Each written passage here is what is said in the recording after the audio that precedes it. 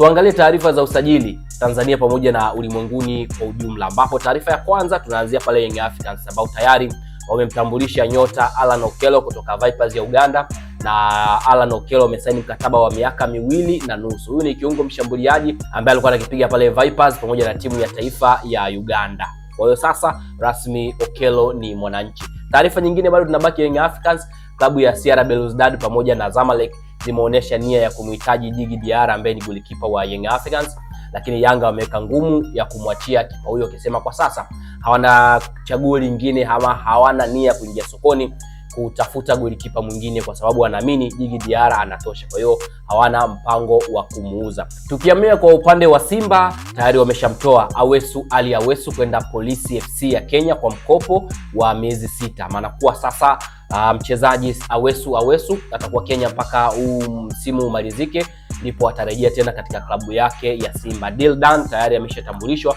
kunako klabu ya Police FC ambao ni mabingwa watetezi wa ligi ya Kenya. Lakini tukisalia hapo Simba, taarifa zinasema Simba wamefanya mawasiliano na wakala wa nyota ambaye anaitwa Samba Oneil kutoka Asante Kotoko ya Ghana, ambaye ni kapteni huyu wa Asante Kotoko, ni raia wa Kongo, na kila kitu kimemalizika. Kinachosubiriwa kwa sasa ni kama kocha atampitisha, basi moja kwa moja Simba wataweza kumsajili, kwa sababu mchezaji ameshakubaliana kila kitu na wakala ameshakubaliana kila kitu. Kilichobaki kwa sasa ni uongozi wa Simba kumshawishi kocha kama atamhitaji. Lakini tukisalia hapo Simba, kati ya wachezaji pia ambao wanahusishwa kuondoka katika dirisha hili dogo ni pamoja na Neo Maema, ambaye uongozi wa Simba unaonekana kama vile haujaridhishwa na kiwango chake, kwa hiyo watamruhusu aweze kuondoka. Lakini pia mchezaji wa Police FC ya Kenya Charles Ouma, ambaye alikuwa kwa mkopo kuna klabu ya Simba, na yeye sasa amerudi nchini Kenya na tayari ameshaanza mazoezi na klabu yake ya Police FC mara baada ya kufeli majaribio kunapo klabu ya Simba.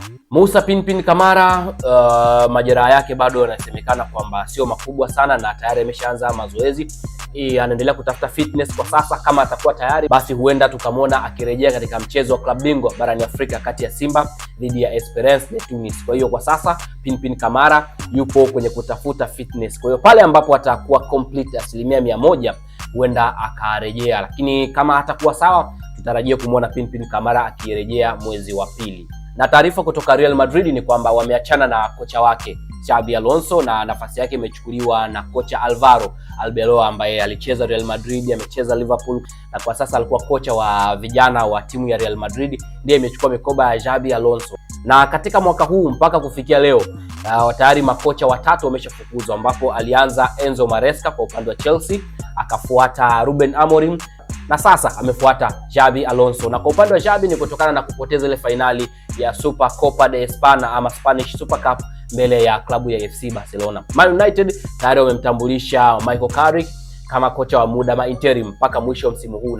na kama atafanya vizuri, basi uongozi wa Manchester United chini ya Sir Jim Ratcliffe huenda ukampa kandarasi ya kudumu. Lakini kama hatafanya vizuri, basi tutarajie kuona kocha mwingine tena mwenye profile kubwa zaidi akitambulishwa kunako klabu ya Manchester United. Hizi ndio tetesi ambazo nimekuandalia kwa siku ya leo.